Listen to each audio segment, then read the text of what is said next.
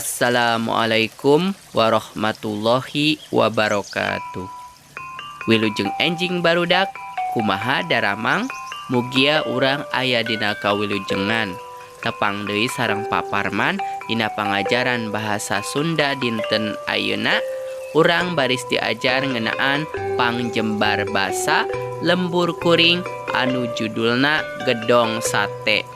Bahasa Sunda di kelas genep, yuk diajar online. Mangga nu teu acan subscribe heula. Hatur nuhun, wilujeng nyakseni.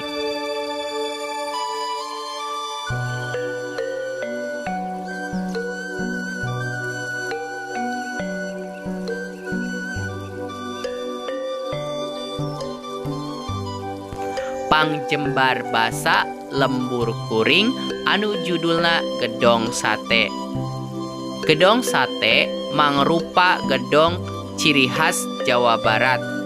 Ayana di kota Bandung. Diwangun tahun 1820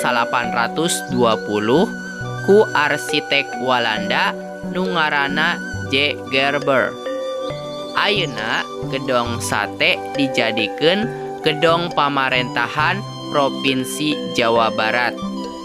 Disebut gedong sate lantaran dina bagian luhur susuhunana aya panangkal gelap atanapi penangkal petir nu wanguna jiga sate dicolok. Sekian, hatur nuhun.